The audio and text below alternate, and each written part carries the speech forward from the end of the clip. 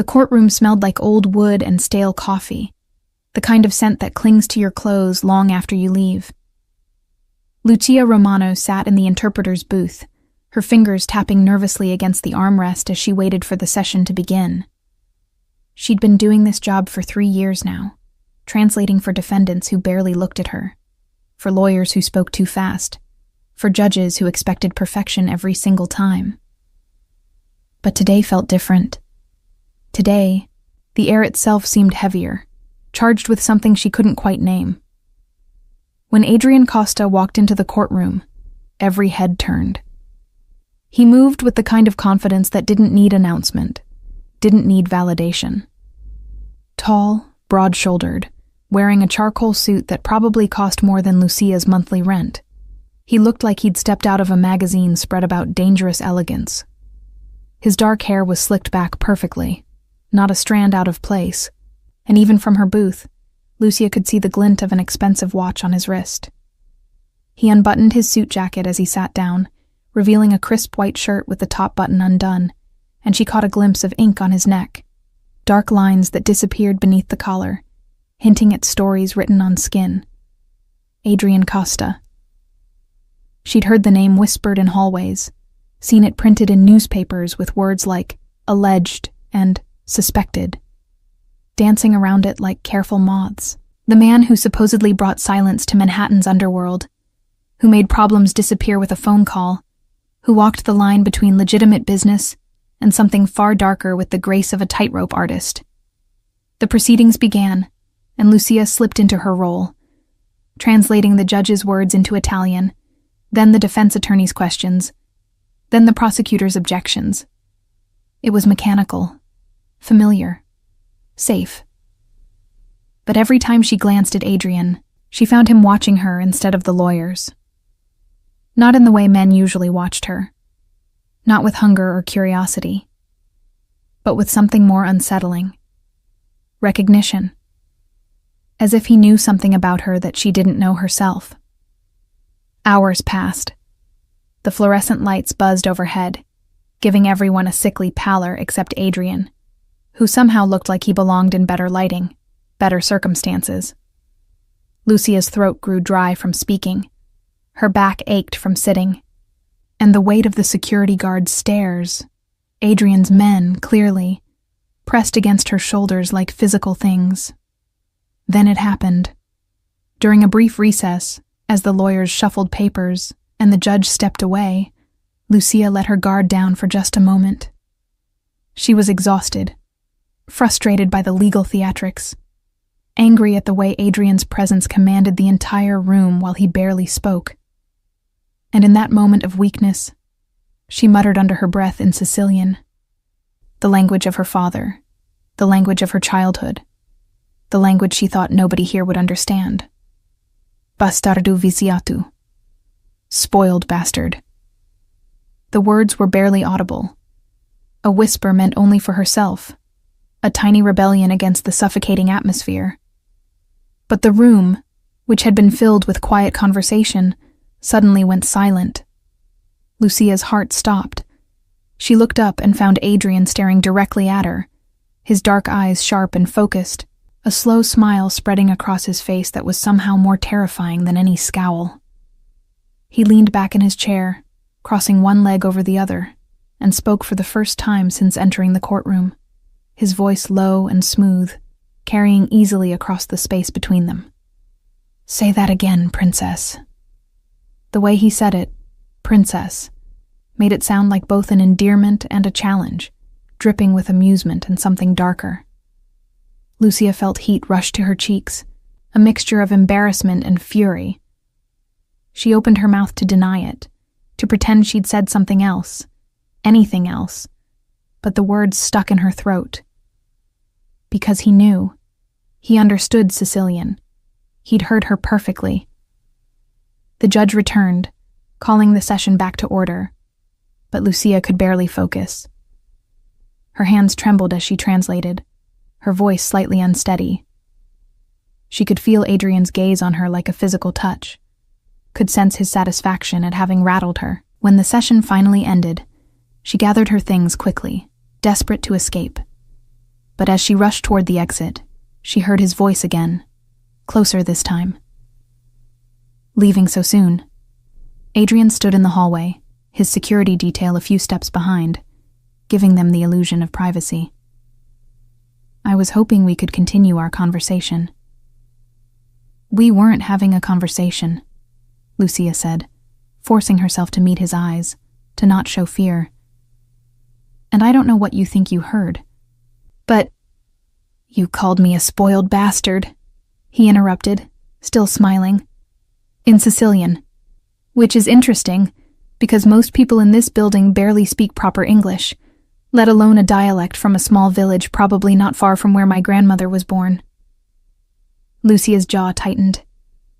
If you understood me, then you know it was a private comment. Nothing is private in a courtroom, Miss Romano.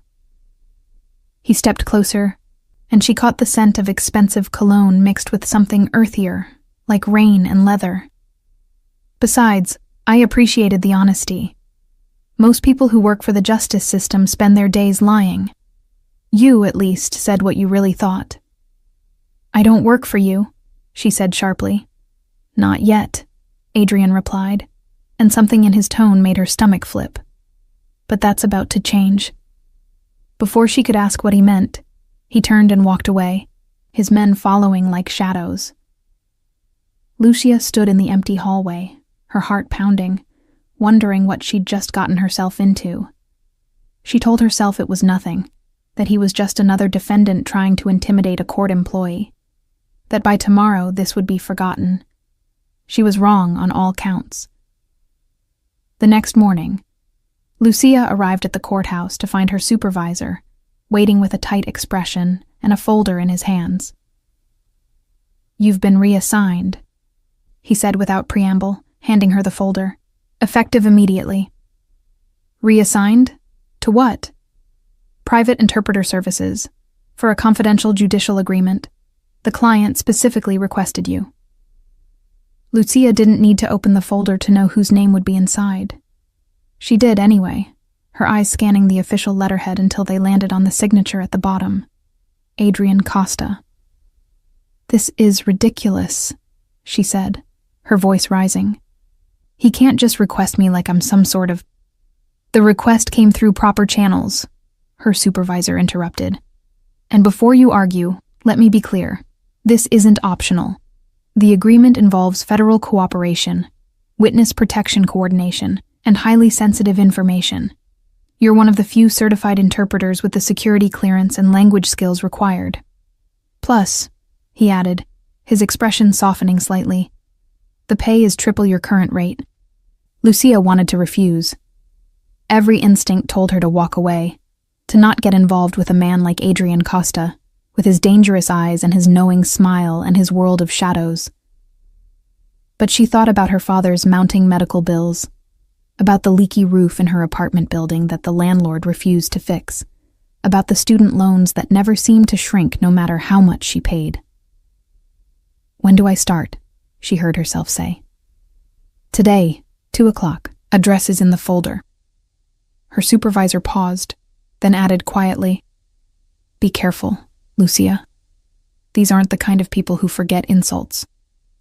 As Lucia sat in her car outside the address, a nondescript office building in Midtown, she realized that her entire life had just shifted off its axis, all because of 3 words muttered in a language she thought was safe, all because a man with ink on his skin and danger in his smile had heard her and decided she was interesting enough to keep close. She checked her reflection in the rearview mirror, straightened her blazer, and whispered to herself in Sicilian, a prayer her grandmother used to say, Dio, aiutami. God, help me. Then she stepped out of the car and walked toward whatever came next. The office was nothing like Lucia expected. She'd imagined something dark and intimidating, perhaps filled with cigar smoke and leather furniture, the cliché headquarters of a man with Adrian Costa's reputation. Instead, she found herself in a bright, modern conference room, with floor-to-ceiling windows overlooking the city, minimalist furniture, and abstract art on the walls that probably cost more than her car. It was the kind of space that screamed legitimate business. The kind of place where deals were signed and futures were traded, where nothing illegal could possibly happen, which of course made her more nervous. Adrian was already there when she arrived, sitting at the head of a long glass table, reviewing documents with two lawyers who looked exhausted despite the early hour. He glanced up when she entered, and that same smile from yesterday curved his lips, like he'd been waiting specifically for this moment. "Miss Romano?" he said, standing with an old-world courtesy that seemed at odds with everything she knew about him. "Thank you for coming. Please, sit." Lucia took the chair furthest from him, setting down her bag and pulling out her notebook and recording device. Professional. She could be professional. "I was told this involves a confidential judicial agreement. What exactly will I be translating?" "Straight to business. I like that." Adrian dismissed the lawyers with a subtle nod, and they gathered their things quickly, leaving them alone. Once the door closed, his demeanor shifted slightly. Still composed, but less formal, more real. "The federal prosecutors and I have reached an understanding. I provide information about certain operations in exchange for immunity and protection for specific individuals." "Witness protection?" Lucia said, understanding clicking into place.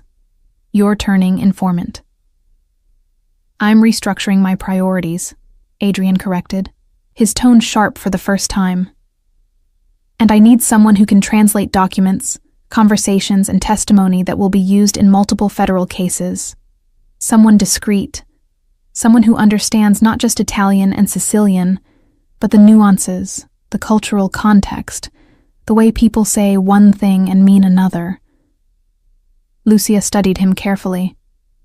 "Why me specifically? There are dozens of interpreters with those qualifications." Adrian leaned back in his chair, his fingers drumming a slow rhythm on the armrest. "Because you called me a spoiled bastard in a language you thought I wouldn't understand, which means you're honest, even when you think no one's listening. That's rare. That's valuable." He paused, his dark eyes holding hers. "And because you're scared of me, but you're here anyway, which means you're brave. I need someone brave." The compliment, if it could be called that, unsettled her more than any threat. Lucia looked away, focusing on her notebook. "When do we start?" "Now." For the next 4 hours, Lucia translated documents that told stories she wished she didn't understand. Financial records that traced money through shell companies and offshore accounts. Transcripts of conversations recorded without the speaker's knowledge, words that implicated powerful people in crimes ranging from extortion to murder. Witness statements from people whose names had been redacted, their voices shaking even in written form as they described things no one should have to see. And through it all, Adrian watched her, occasionally asking questions, clarifying context, explaining connections she wouldn't have understood otherwise. He was sharp, frighteningly so, catching discrepancies she'd missed, pointing out when translations needed more cultural nuance, correcting her pronunciation of certain Sicilian phrases with a patience that surprised her. "You learned dialect from your family?" he said during a break, not a question but a statement. "Northern Sicily, near Palermo maybe." Lucia tensed. "How did you—" "Your vowels, the way you soften certain consonants. My grandmother spoke the same way." Adrian stood, walking to the window, his hands in his pockets. "She used to say that Sicilian wasn't just a language. It was a way of keeping secrets in plain sight. You say one thing, but the real meaning is underneath, between the words." "Is that what you're doing now?" Lucia asked before she could stop herself. "Saying one thing while meaning another?" He turned to face her, and for a moment, his expression was unguarded, almost vulnerable.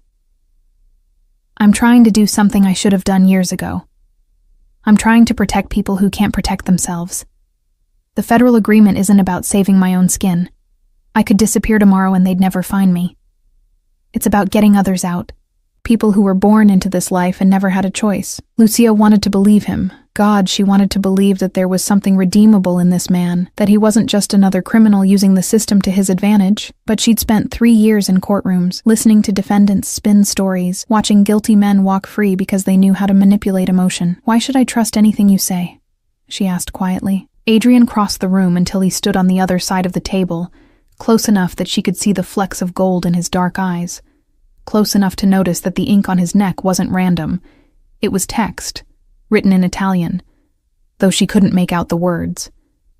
"You shouldn't," he said simply. "Trust should be earned, so let me earn it." He slid a folder across the table. Lucia opened it cautiously and found photographs. Children's faces, maybe a dozen of them, ranging in age from infants to teenagers. "Who are these?" "Sons and daughters of men in my organization. Some are legitimate children, some are from affairs, from second families, from mistakes. All of them are at risk because of their father's choices." Adrian's jaw tightened.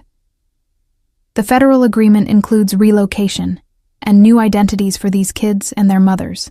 Clean breaks, clean futures.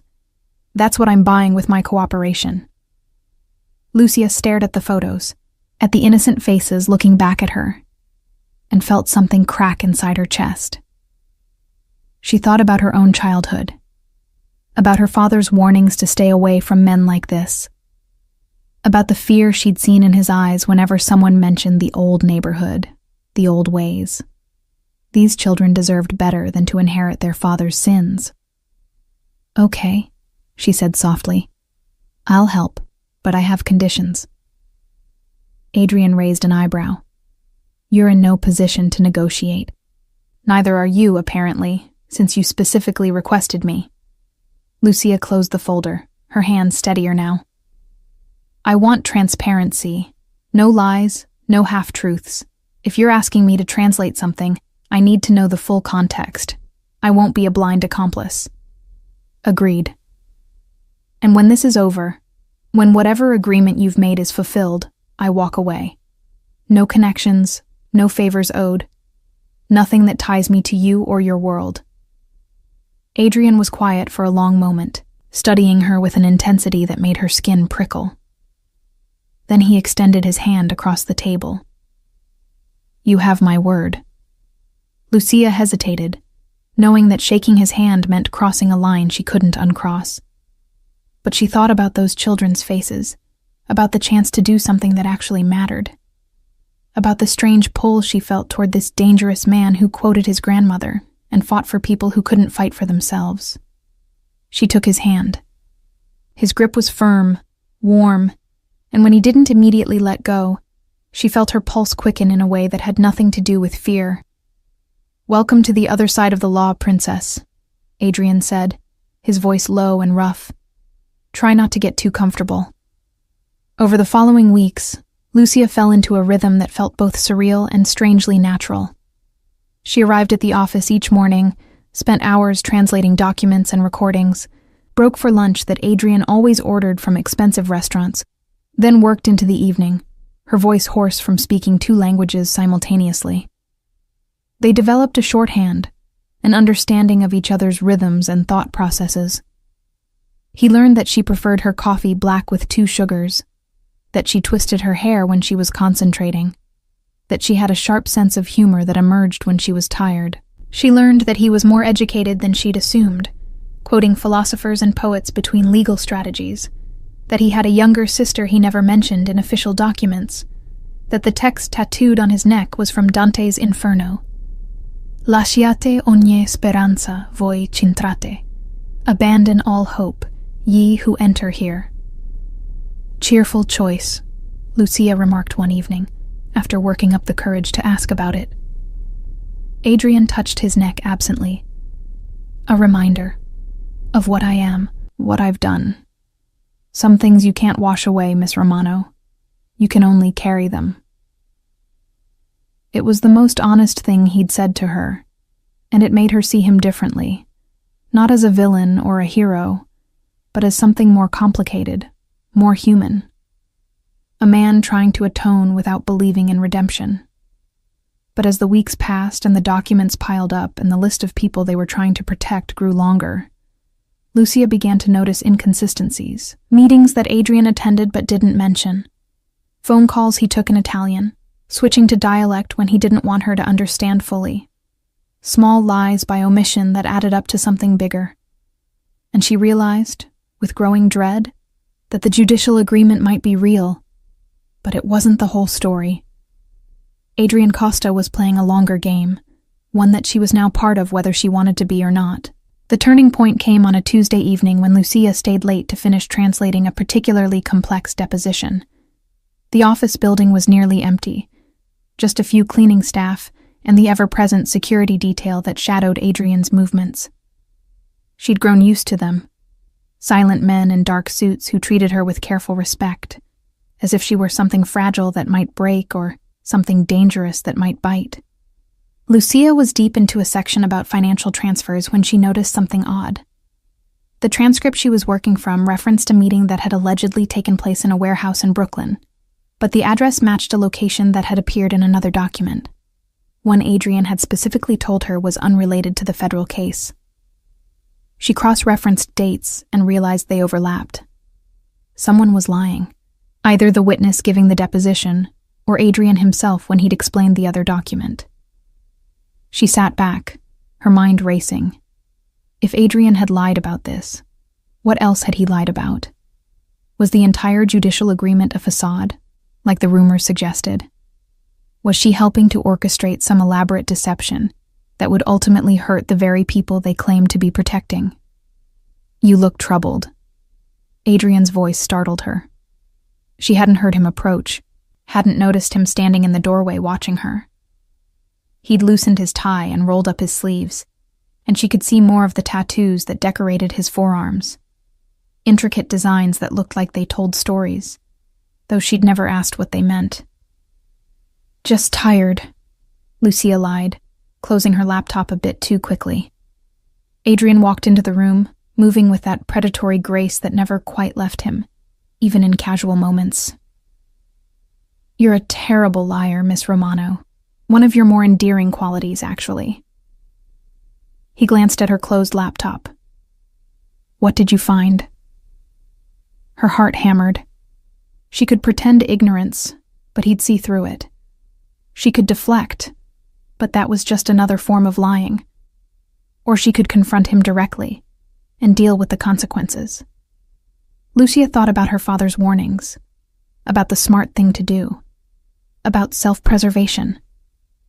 Then she thought about those children's faces in the photographs, about the promise of transparency, about the fact that she'd already crossed so many lines that one more barely mattered. "The warehouse meeting," she said quietly. "In the Brooklyn deposition. The address matches another location from the Castellano documents. You told me those were separate operations, but the dates overlap. Someone's lying." Adrian's expression didn't change, but something flickered in his eyes. Respect, maybe, or resignation.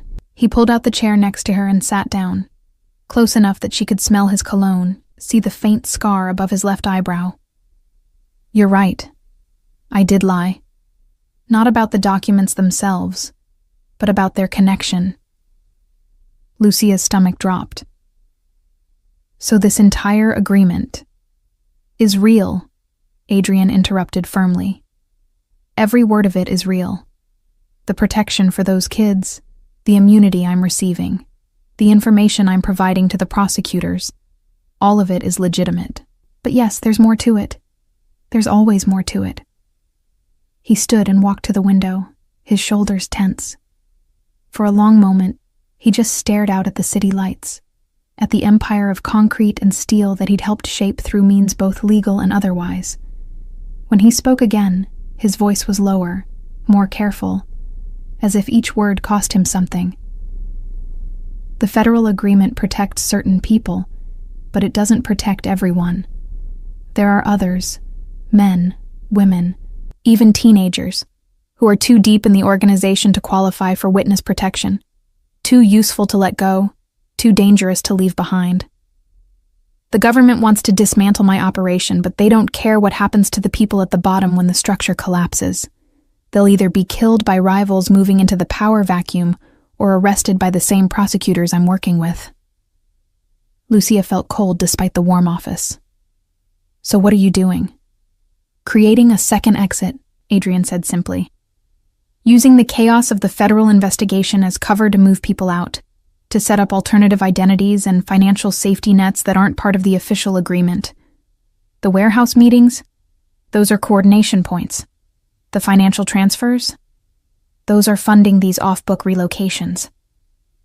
He turned to face her, his expression serious. And yes, I lied to you about it because the fewer people who know, the safer everyone is, including you. I'm already not safe, Lucia said, her voice sharp. The moment I started working for you, I became complicit. You don't get to protect me by keeping me ignorant. That's not how this works. Then how does it work? Adrian challenged, taking a step toward her. You want full transparency? Fine. Let me paint you the complete picture. Right now, there are 3 families in this city who want me dead. 2 federal agencies investigating not just my organization, but everyone connected to it. And a prosecutor who will happily destroy anyone she perceives as an obstacle to her political ambitions, including a court interpreter, who suddenly has private access to the biggest organized crime case in a decade. He was close now, close enough that Lucia had to tilt her head back to maintain eye contact, close enough that she could see the barely contained intensity in his expression. I'm not trying to control you by lying, Miss Romano. I'm trying to keep you alive long enough to see this through. Because whether you believe it or not, you matter to me. The confession hung between them, unexpected and heavy. Lucia's breath caught. She wanted to ask what he meant, wanted to dissect those 5 words, you matter to me, and understand if they were manipulation or truth, strategy or vulnerability. But before she could speak, the lights went out. The sudden darkness was absolute, the kind of pitch black that only happens when power is deliberately cut rather than accidentally lost. Adrian's hand found her arm immediately, his grip tight, but not painful. Stay close to me, he said, his voice calm despite the circumstances. Don't make a sound. Lucia's training kicked in. She'd grown up in neighborhoods where you learned early to recognize danger, to know the difference between routine trouble and the kind that could kill you. This was the latter. She let Adrian guide her away from the window, her hand finding his arm, feeling the tension in his muscles. Through the darkness, she heard sounds, footsteps in the hallway, multiple pairs, moving with purpose. Then voices, muffled but aggressive, speaking in Italian. They weren't security. They weren't police. Adrian pulled her down behind the conference table, just as the door exploded inward. Muzzle flashes lit the room in strobe-like bursts, bullets tearing through furniture and walls. Lucia pressed her face against Adrian's chest, feeling his heart beat steady and strong despite the chaos, smelling gunpowder and fear and the expensive cologne he wore. His arm wrapped around her, shielding her body with his own, and she realized with strange clarity that he would die to protect her, that this dangerous man who'd lied and manipulated and killed had somehow decided she was worth saving. The shooting stopped as abruptly as it began. Shouting in the hallway, Adrian's security detail finally responding. Return fire. The sounds of a struggle, bodies hitting walls, someone screaming in pain. Adrian shifted, reaching for something at his ankle. A gun, Lucia realized, though she'd never seen him carry one. His hand remained steady as he aimed toward the shattered doorway, waiting, ready. Then silence. Footsteps approaching again, but slower this time, cautious. Boss, a familiar voice. Marcus, Adrian's head of security. We got 3 of them. 1 escaped. Building secure. Adrian didn't lower his weapon. Check every room, every floor. I want cameras reviewed and perimeter doubled. No one else gets in. He finally looked down at Lucia, his expression unreadable in the darkness. "Are you hurt?" She shook her head, not trusting her voice. Now that the immediate danger had passed, she was shaking, adrenaline flooding her system. Adrian's hand found hers, his thumb brushing across her knuckles, in a gesture that was surprisingly gentle. "I'm sorry," he said quietly. "I'm so sorry you had to experience that." The lights flickered back on, revealing the destruction. Bullet holes in walls, shattered glass, overturned furniture. But what struck Lucia most was Adrian's face in the sudden brightness. He looked tired, older than his years, carrying weight that had nothing to do with physical burden. And he looked scared, not for himself, but for her, his eyes scanning her face and body for any sign of injury. Marcus appeared in the doorway with 2 other security guards, all of them armed and grim-faced. "The one who escaped headed for the parking garage. We've got footage of him getting into a black SUV with no plates. Sending the video to our contacts now for identification." "It was the Moretti family," Adrian said. Not a question, but a statement. He helped Lucia to her feet, his hand lingering on her back. "They found out about the federal agreement faster than I expected." This was a message. "What kind of message?" Lucia asked, her voice stronger now despite her shaking hands. Adrian's jaw tightened. "The kind that says if I'm going to burn, I'm taking everyone with me. They're declaring war." Over the next hour, Lucia watched Adrian transform from the composed businessman she'd been working with into something else entirely. The man beneath the suit, the leader who'd earned his reputation through blood and strategy rather than inherited privilege. He made calls, issued orders, coordinated responses with a calm efficiency that was almost frightening. This was what real power looked like, she realized. Not the theatrical violence of movies, but the ability to mobilize an army with a few words, to shift entire operations with a single decision. But what surprised her most was that he never sent her away. Even when his associates arrived for emergency meetings, even when they discussed things that were clearly illegal and dangerous, Adrian kept her close, his hand occasionally finding her shoulder or elbow, as if reassuring himself that she was real and safe. And his men, these hardened criminals who probably had decades of violence between them, treated her with careful respect, nodding when she entered the room, stepping aside to let her pass, as if Adrian had somehow claimed her as something precious.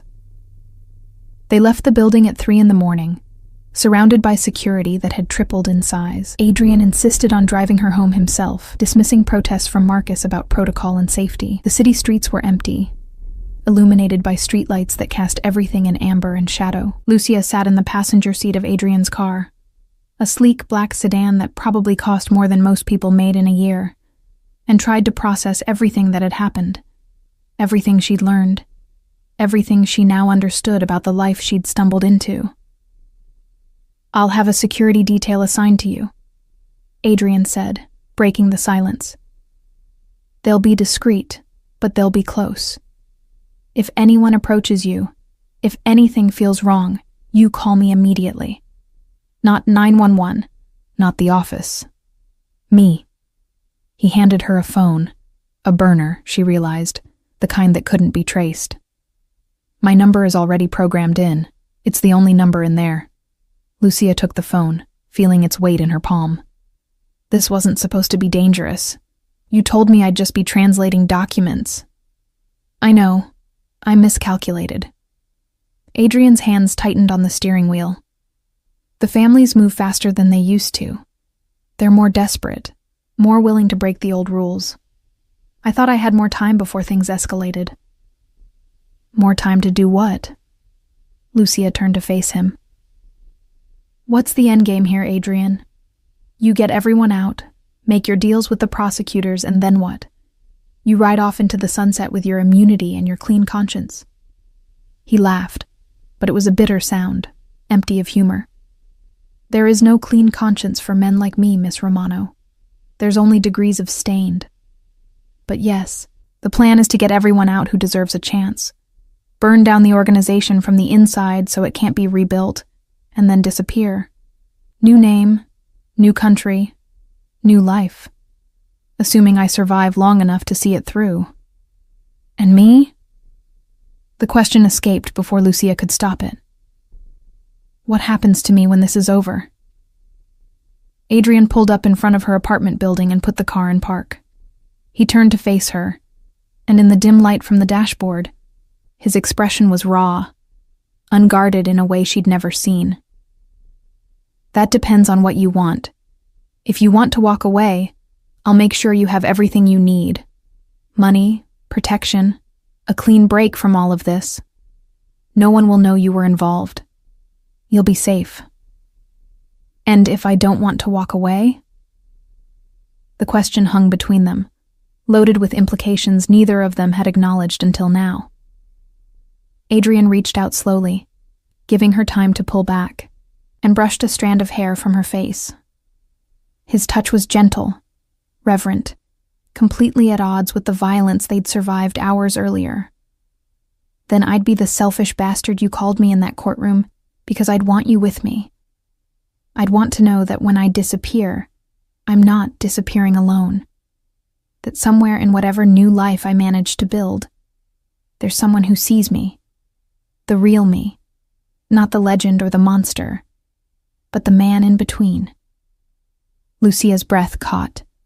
She should be terrified by this confession, by the intensity in his voice, by the implication that he was offering her a future that made no logical sense. But all she felt was a pull, that same magnetic attraction that had been building since the first day, since he'd smiled at her insult and decided she was worth pursuing. "I'm not what you think I am," she said softly.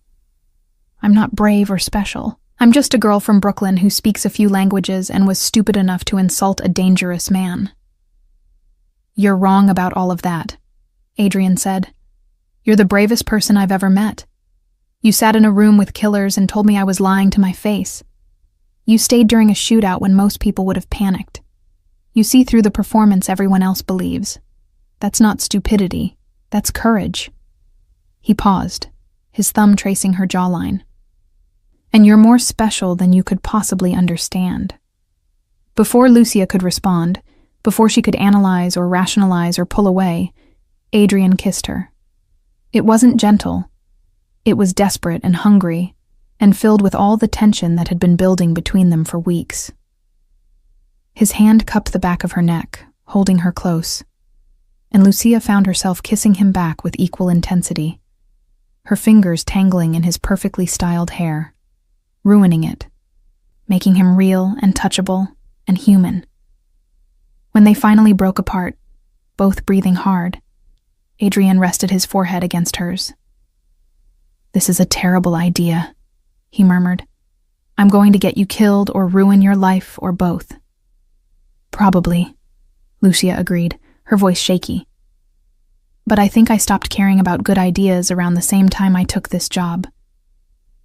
They sat like that for a long moment, suspended in the space between what they'd been and what they were becoming. Then Lucia's phone rang, her real phone, not the burner. She pulled it out and saw her father's name on the screen, felt reality crash back in. "I have to go," she said, opening the car door. "My father, he worries when I'm out late." "Lucia." Adrian caught her hand before she could leave. "I meant what I said. If you want out, I'll understand. You don't owe me anything." She looked back at him, at this complex man who killed without hesitation, but fought to save children he'd never met, who built an empire on fear but quoted poetry in quiet moments, who wore violence like armor, but touched her like she was something precious. "I'm not going anywhere," she said. "Not until this is finished. We protect those people, we see it through, and then—" She trailed off, not quite ready to finish that thought. "And then we see what comes next," Adrian completed, understanding. He brought her hand to his lips, pressing a kiss to her knuckles. "Get some sleep. I'll have security positioned by dawn. And Lucia, thank you for staying, for not running when you had every reason to." Lucia climbed the stairs to her apartment in a daze, her lips still tingling from his kiss, her mind spinning with everything that had happened. She found her father asleep in his chair by the window, a book open on his lap, waiting up for her like he used to when she was a teenager. The sight made her chest tight with guilt and love and fear for what might happen if he ever learned the truth about what she was doing, who she was working for. She covered him with a blanket and went to her bedroom, finally allowing herself to collapse. As she lay in the darkness, staring at the ceiling, her phone buzzed with a text from an unknown number. "Sleep well, princess. Tomorrow we finish what we started. Adrian, of course." She smiled despite everything, despite the danger and the insanity and the absolute certainty that she was making the biggest mistake of her life. But it didn't feel like a mistake. It felt like falling, like jumping off a cliff with no idea if there would be water or rocks at the bottom, only knowing that the fall itself was exhilarating and terrifying and utterly inevitable. The next morning, Lucia woke to find 3 missed calls from Adrian and a text that made her heart stop. They took Sophia. Moving timeline up. Need you at the safe house immediately. Address attached. Sophia, Adrian's sister, the one he never mentioned in official documents, the one Lucia had only learned about through careful observation and overheard conversations. She grabbed her things and rushed out, ignoring her father's concerned questions, nearly colliding with the security detail that had apparently been stationed outside her building since before dawn. They drove her to an address in Queens, to a residential neighborhood that looked completely ordinary, completely safe, completely wrong for the emergency unfolding. Inside the safe house, chaos. Adrian stood at the center of it, phone pressed to his ear, his face a mask of barely controlled rage. Marcus and 4 other men surrounded a table covered with maps, phones, and weapons. When Adrian saw Lucia, relief flashed across his face before being swallowed by urgency. He ended his call and crossed to her in 3 strides, his hands framing her face as he checked her over for injuries that didn't exist. "Tell me what happened," Lucia demanded. "The Morettis took Sophia from her apartment last night. They left a message saying they'll trade her for the list of names. Everyone I'm relocating through the unofficial channels. If I give them up, they'll kill them all to send a message. If I don't, they'll kill Sophia." His voice cracked on his sister's name. "I can't lose her. She's the only family I have left. But I can't sacrifice dozens of innocent people either." Lucia's mind raced. "Then we don't trade. We get her back." "That's not how this works," Marcus interjected. "The Morettis have her in their stronghold in Red Hook. It's a fortress. We'd need an army to breach it, and by the time we mobilized—" "We don't need an army," Lucia interrupted, an idea forming. "We need a distraction, and someone they won't suspect, someone who can walk in the front door." Adrian's eyes widened as he understood. "Absolutely not. I won't risk you." "You don't have a choice," Lucia said firmly. "I'm a court interpreter. I can claim I'm there to translate for a federal investigation, that I have questions about documents they're involved in. They won't hurt me because I'm too visible, too connected to official channels. It would bring too much heat." "Unless they realize you're working for me," Adrian argued, "then you're not a court official. You're an enemy combatant." "Then we make sure they don't realize it, until it's too late." Lucia turned to Marcus. "You said the message was delivered last night. How?" "Courier. Young kid, probably didn't even know what he was carrying. So they're using intermediaries, staying cautious. That means they're worried about surveillance, about leaving trails." Lucia's confidence grew as the plan took shape.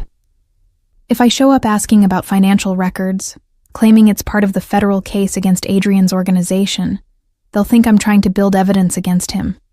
They might even see me as useful, a federal employee they can manipulate or bribe." Adrian shook his head, but she could see him considering it, see the strategic part of his brain analyzing the angles. "Even if you get inside, you don't know where they're keeping Sophia. The building has 3 floors and a basement. Then you'll tell me where to look based on their standard operating procedures. You know how they think, how they secure assets." Lucia stepped closer, lowering her voice. "Adrian, you taught me that sometimes the best weapon is the one your enemy never sees coming. Let me be that weapon." The room fell silent as everyone waited for his decision. Lucia watched emotions war across his face: fear, admiration, frustration, and something deeper. Something that looked like love but couldn't possibly be. Not this soon. Not with so little reason. Finally, he exhaled and nodded. "We do this my way. Full surveillance, immediate extraction the moment you locate Sophia, and at the first sign that you're compromised, you run. You don't try to be a hero. You don't take risks. You run, and we burn the whole operation down to get you out." "Agreed," Lucia said. What followed was 2 hours of preparation that felt like a crash course in espionage. They outfitted her with a hidden microphone, ran through dozens of potential scenarios, taught her recognition signals and extraction protocols. Adrian personally checked every piece of equipment, his hands efficient but lingering whenever they touched her skin. When it was finally time to go, he pulled her aside, away from the others. "I need you to understand something," he said quietly. "If this goes wrong, if they hurt you because of me, I will burn that building to the ground with everyone inside. I will violate every principle I've ever held, break every deal I've made, destroy everything I've built. Because losing you—" He stopped, swallowing hard. "I can't lose you." Lucia reached up and kissed him, pouring everything she couldn't say into the touch. Trust and fear, and that dangerous feeling growing in her chest that might be love, or might be madness. "Then make sure the plan works," she whispered against his lips. "Because I'm not done with you yet." The Moretti stronghold looked exactly like what it was. A front business hiding something far more dangerous. From the outside, it appeared to be a legitimate shipping company, with trucks coming and going, workers in uniforms loading and unloading cargo. But Lucia could see the tells. The men who stood too still, too alert, the cameras positioned at angles that had nothing to do with theft prevention, the reinforced doors that looked decorative, but were clearly designed to withstand force. She walked through the front entrance with her interpreter credentials clearly displayed, her stride confident despite the fear churning in her stomach. The receptionist looked up with practiced disinterest, then frowned when she saw the official identification. "Can I help you?" "I'm here regarding the federal investigation into organized crime activities in this district," Lucia said, using her most professional tone. "I need to speak with whoever manages your financial records. There are some documents that require translation and verification." The receptionist's expression shifted from disinterest to wariness. "I'm sorry, but without an appointment." "This is official federal business," Lucia interrupted, letting a hint of impatience color her voice. "I can come back with federal agents and subpoenas, or you can cooperate now and avoid making this more complicated than it needs to be. Your choice." The woman hesitated, then picked up a phone, speaking in rapid Italian too quiet for Lucia to fully hear. She hung up and gestured toward a hallway. "Second floor. Mr. Moretti will see you." As Lucia climbed the stairs, she touched the hidden microphone beneath her blouse, a reminder that Adrian and his team were listening to every word, monitoring every moment. The building's layout matched what they'd discussed: offices on the first 2 floors, residential spaces on the 3rd, basement for storage and more sensitive operations. Sophia would most likely be in the basement, secured and hidden, but Lucia needed confirmation. Dominic Moretti was exactly what she'd expected.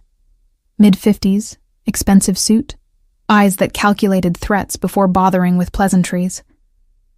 He sat behind a massive desk in an office that screamed old money power, surrounded by men whose suits didn't quite hide the weapons they carried. When Lucia entered, he didn't stand, didn't offer his hand, just studied her with the kind of assessment that made her skin crawl. "Miss Romano," he said, her name sliding off his tongue like an accusation. the court interpreter who's been spending so much time with Adrian Costa. Tell me, what brings you to my legitimate place of business with federal credentials and accusations? Lucia's heart hammered, but she kept her expression neutral. I'm here in my official capacity as a translator for the federal investigation. Your organization has been mentioned in several documents that require cultural context and linguistic verification. I'm simply following procedure. Following procedure. Dominic smiled, but it didn't reach his eyes. Or gathering information for your employer. And I'm not referring to the federal government. This was the moment. Lucia could run, could try to extract herself before the situation deteriorated. Or she could commit fully to the performance, trust Adrian's plan, and push forward. She thought about Sophia, about those children in the photographs, about Adrian's face when he'd said he couldn't lose her. Then she made her choice. I don't work for Adrian Costa, she said, letting genuine frustration enter her voice. In fact, I'm here because I'm trying to build a case against him. The federal agreement he's negotiated? It's too lenient. He's playing the prosecutors, giving them just enough to satisfy their quotas while protecting the worst offenders in his organization. I need evidence to prove that, and your records could provide it. The lie was beautiful in its simplicity because it contained just enough truth to be believable. Dominic leaned back, reassessing her. Why would you tell me this? Why not just demand the records officially? Because official requests leave paper trails, and I suspect Costa has people inside the federal system watching for exactly that. But if I come here privately, as a concerned employee who's troubled by what she's seeing, asking for your help in exposing him, Lucia trailed off meaningfully. Well, that's different. Dominic was silent for a long moment. Then he laughed, genuine amusement lighting his face. You're either incredibly clever or incredibly stupid. I haven't decided which yet. He stood, walking to a cabinet and pouring 2 glasses of whiskey. Let's say I believe you. What exactly are you looking for? Financial transfers that connect to his offshore accounts. Specifically, payments made to shell companies in the last 6 months. If I can prove he's been siphoning money meant for witness relocation, I can get the agreement voided and have him charged with fraud on top of everything else. It was a perfect hook, specific enough to sound legitimate, valuable enough to be worth Dominic's time, and completely unverifiable without access to records he probably didn't have. Which meant he'd have to decide whether she was useful or dangerous, whether to help her or eliminate her. Those records are in our secure storage, Dominic said slowly. Basement level. But I'm curious, Miss Romano. If you're really trying to take down Costa, why come to me? Why not approach the federal prosecutors directly? Because they're political creatures, Lucia said, accepting the whiskey he offered, even though she had no intention of drinking it. They want headlines and convictions, not justice. If I give them evidence that Costa is manipulating them, they'll bury it to avoid embarrassment. But if I can build an independent case, something airtight that they can't ignore. She let the implication hang. Dominic studied her over his glass. You're playing a dangerous game. Costa finds out you're working against him. He'll kill you. Slowly. Creatively. He has a reputation for dealing with betrayal. Then I guess I'd better make sure he doesn't find out, Lucia said, meeting his gaze steadily. Another long moment of assessment. Then Dominic nodded. Marco, take Miss Romano to the basement archive. Show her the financial records from the offshore accounts. Let's see if she's as clever as she thinks she is. Lucia followed Marco, a thick-necked enforcer who looked like he ate bullets for breakfast, down 2 flights of stairs to the basement. The temperature dropped as they descended, and she could hear the hum of ventilation systems, smell the mustiness of concrete and old paper. The basement was a maze of storage rooms and corridors, but Marco led her confidently to a locked door at the end of a hallway. He unlocked it and gestured inside. Records are on the left, You've got 20 minutes before Mr. Moretti wants you back upstairs." As soon as the door closed behind her, Lucia exhaled shakily and spoke quietly toward her microphone. "I'm in the basement. Archive room at the East End. No sign of Sophia yet." Adrian's voice crackled in her nearly invisible earpiece, so quiet she had to strain to hear. "North corridor, third door. We're seeing heat signatures on the thermal scan. One person secured. Marcus and the team are breaching the perimeter now. 2 minutes." Lucia's hands trembled as she pretended to search through files, giving herself a reason to move around the room. She spotted the corridor Adrian mentioned through a small window in the door. Narrow, dimly lit, with multiple doors that all looked identical. She needed to reach that third door, but Marco was right outside, and there was no way she could just walk out without raising suspicion. Then the lights went out, not just in her room, but throughout the entire basement. Emergency lighting kicked in immediately, bathing everything in red. Lucia heard Marco curse outside her door, heard running footsteps and shouting in Italian.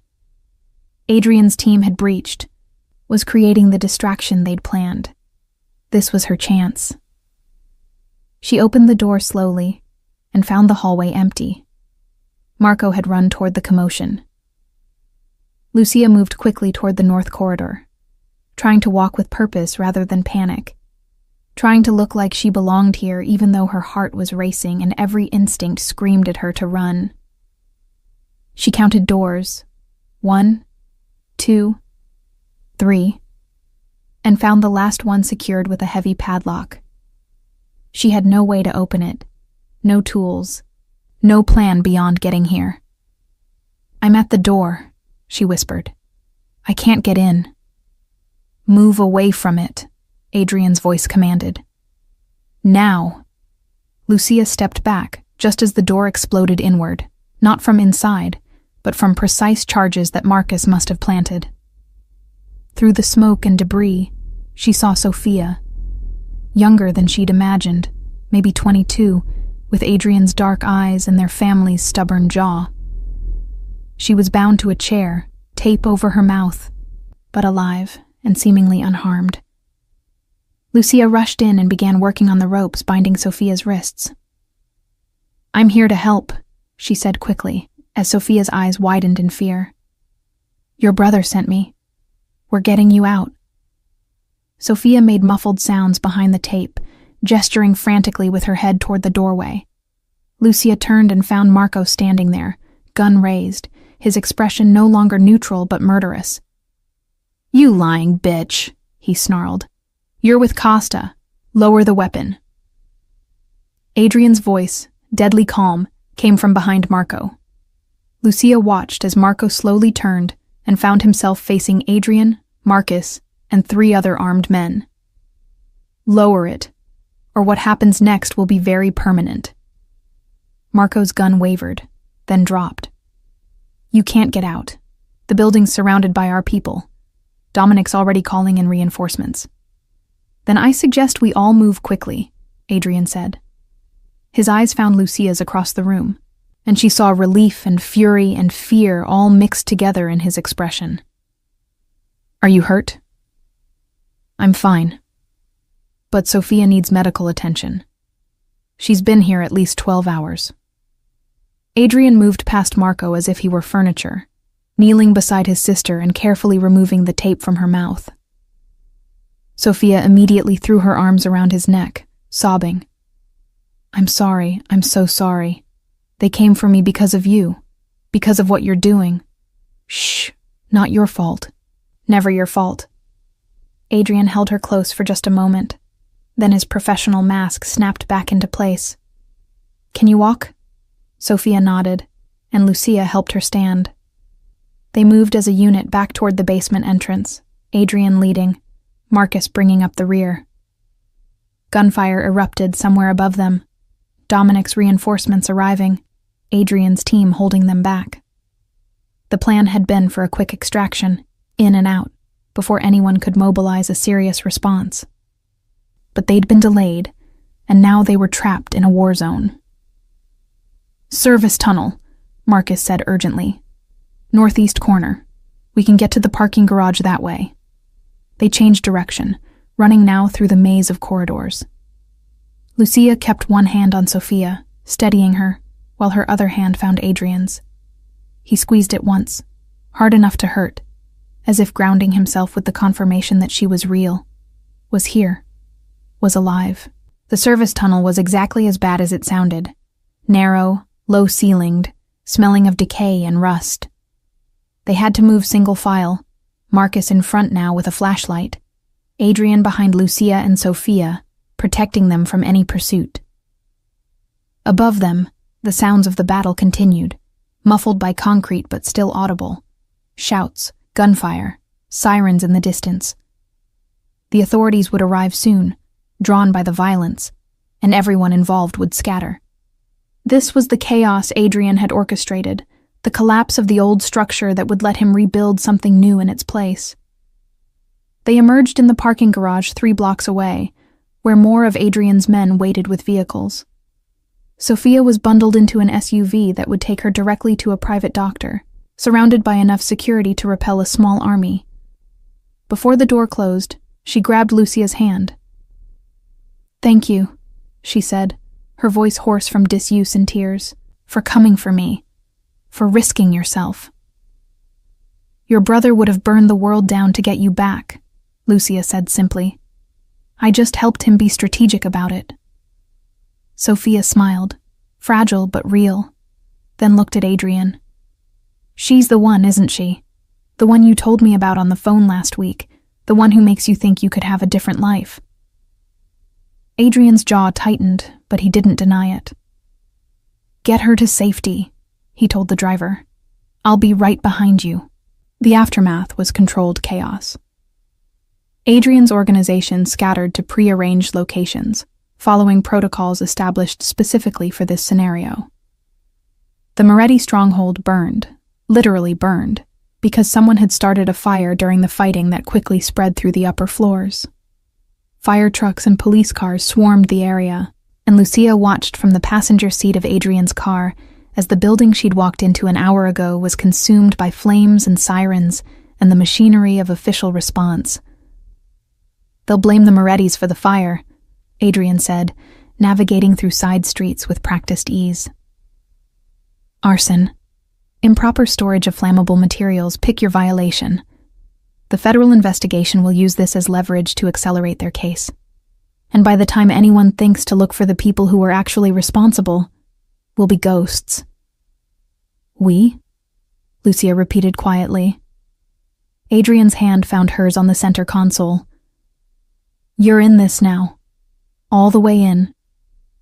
The moment you walked into that building for Sophia, you became part of my world. The Morettis know your face, know you're working with me. You can't go back to your old life. It's not safe. So yes, we. You and me and everyone I'm trying to save. We disappear together. Or we don't disappear at all." Lucia should have been terrified. She should have been protesting, demanding to be let out, insisting there had to be another way.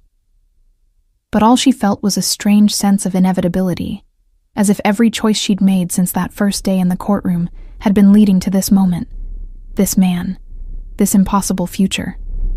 "My father," she said. "I can't just leave him without explanation."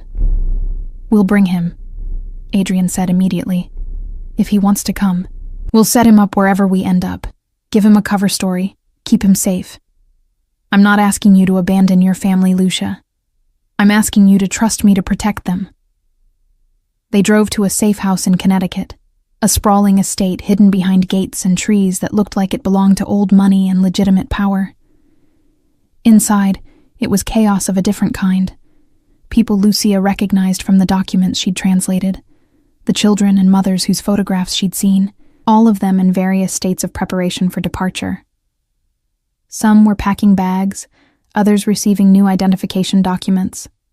Some just sitting in shock as they processed the sudden upheaval of their entire existence. Adrian moved among them with surprising gentleness, checking on individuals, answering questions, providing reassurance. Lucia watched him, and saw clearly what she'd suspected for weeks. This wasn't about power or control, or even survival. This was about redemption. About using the skills and resources he'd acquired through violence to save people from the same system that had created him. He would never be a good man. Too much blood on his hands for that. But he was trying to be a better one, and that counted for something. "You love him." The statement came from behind her. Lucia turned to find an older woman, maybe 60, with tired eyes and gentle hands. "I can see it. The way you watch him. The way your whole body relaxes when he's near. That's love, or the beginning of it." "I barely know him," Lucia protested weakly. "Sometimes knowing happens fast, especially in extreme circumstances. My husband and I met during a hurricane, trapped in the same shelter for 3 days. We were married a month later, stayed together 40 years until he passed." The woman smiled sadly. "Adrian saved my grandson. The boy's father made some very bad choices, got involved with people who used children as leverage. Adrian got my grandson out, gave us new names, new lives. He didn't have to do that. It didn't benefit him strategically. He did it because it was right. He's also a murderer," Lucia said, needing to voice the truth even if it hurt. "He's done terrible things." "Yes," the woman agreed simply. "But terrible people don't usually try to save others at risk to themselves. Terrible people don't look at a court interpreter the way he looks at you, like you're something precious and fragile that might break if he holds on too tight." She patted Lucia's arm.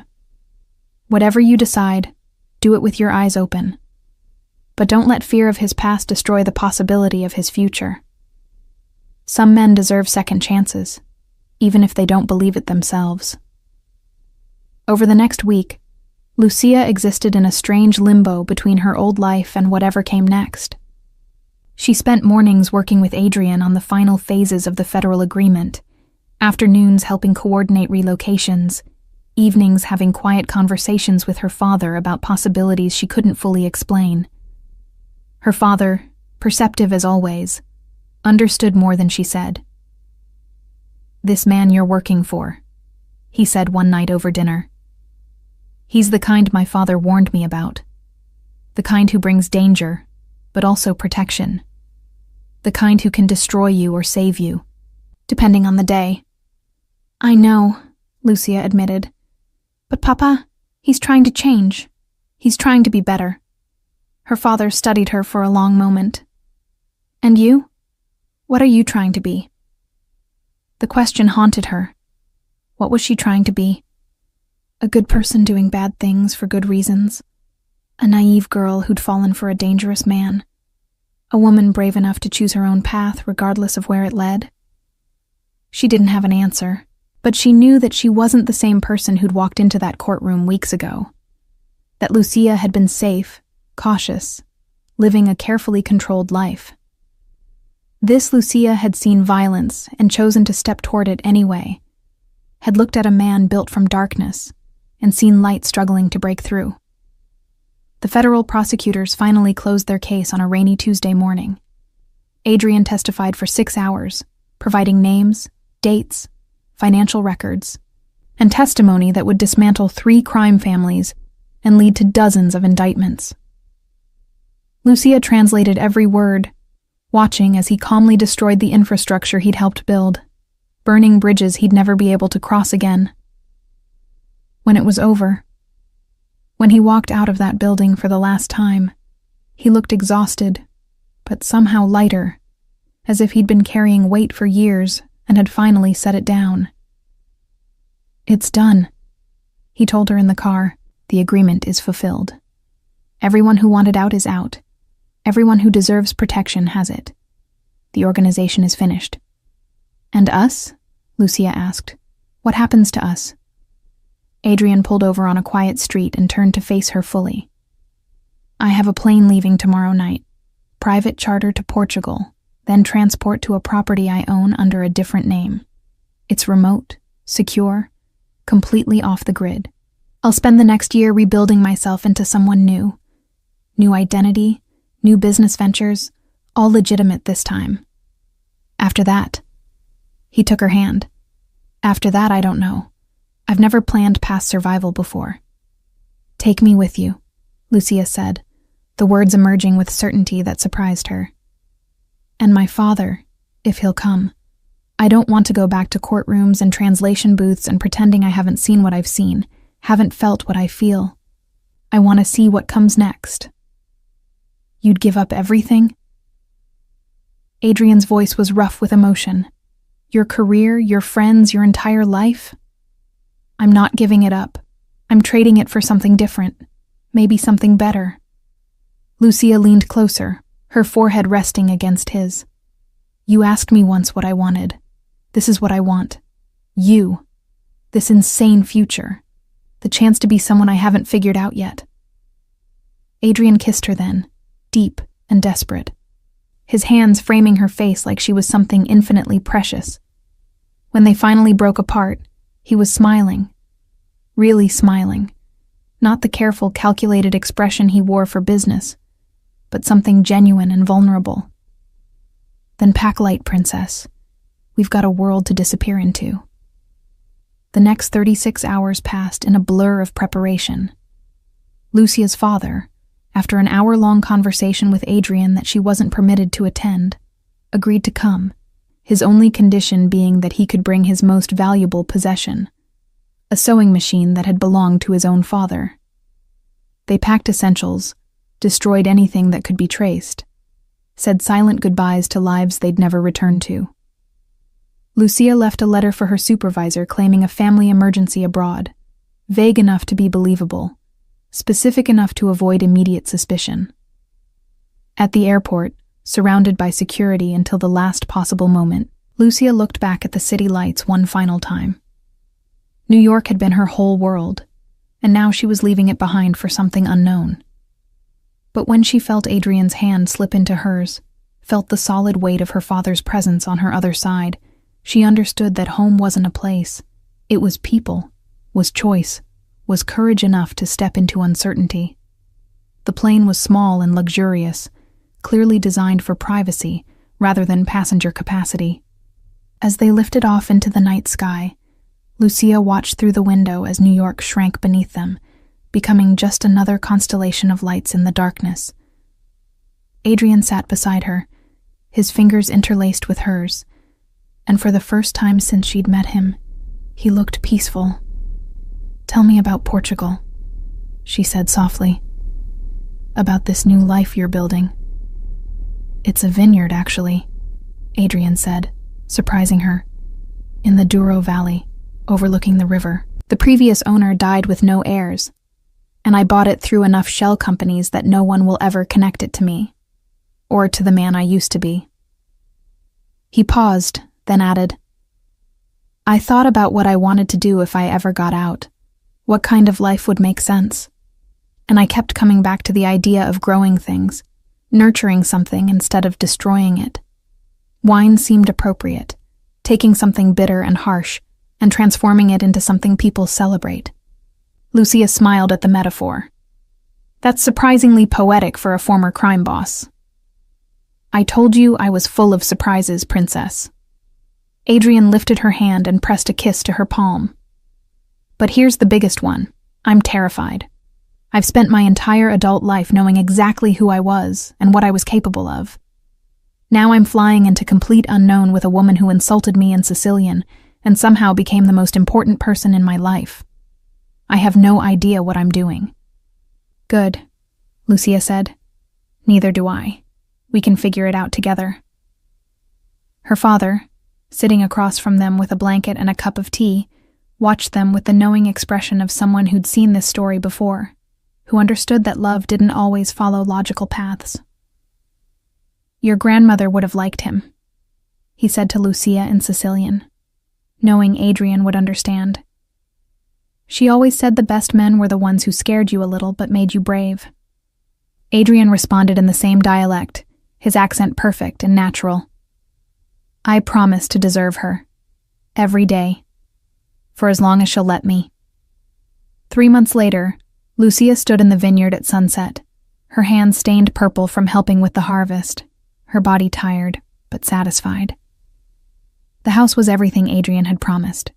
Remote, beautiful, peaceful. They'd fallen into rhythms, learning each other in the quiet hours between work and rest. She was studying viticulture, finding unexpected joy in understanding the science of fermentation and the art of patience.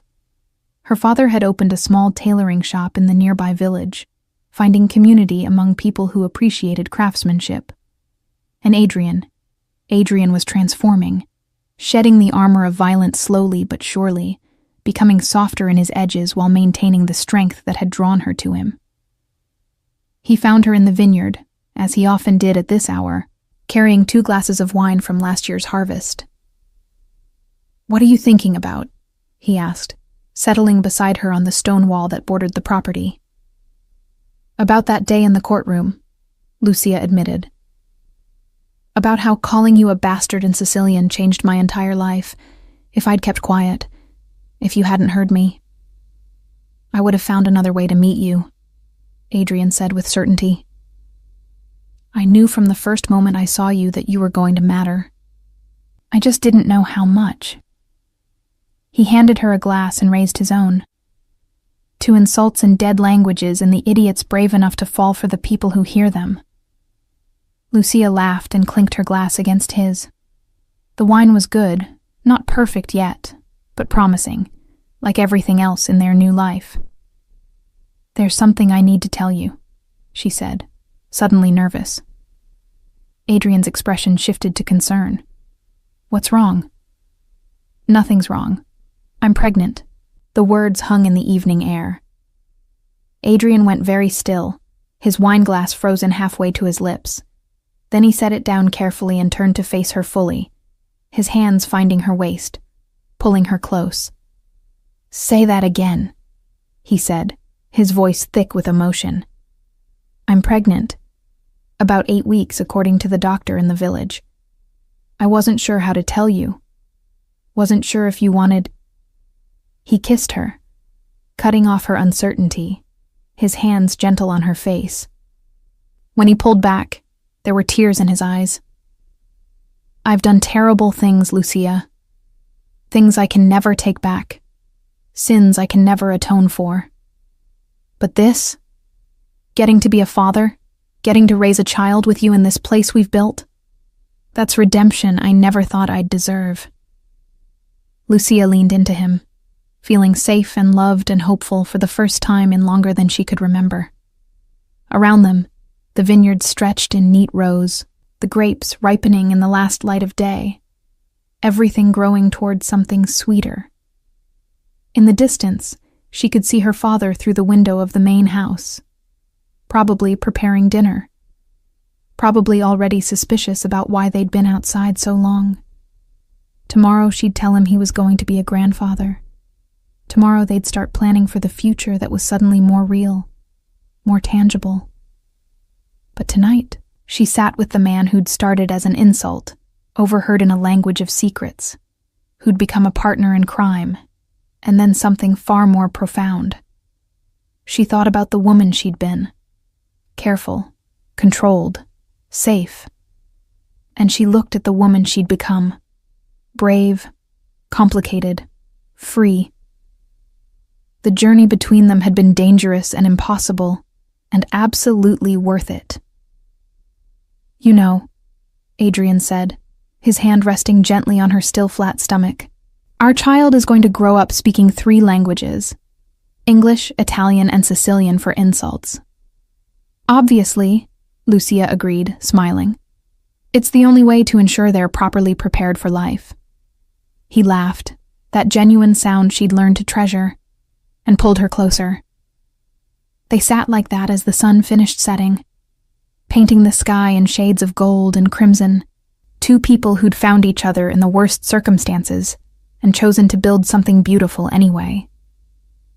Behind them, the house waited with warm light and her father's cooking. Ahead of them, years stretched with infinite possibility, and between them, a tiny life beginning, proof that even from darkness and danger and terrible choices, something good could grow. In the morning, they'd wake early to tend the vines. They'd work side by side in the Portuguese sun, building calluses and strength and a legitimate life from soil and sweat and patience.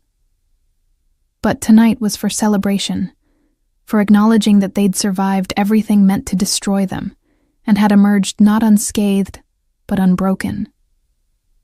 That they'd looked at impossible odds and chosen each other anyway. Lucia raised her glass one more time.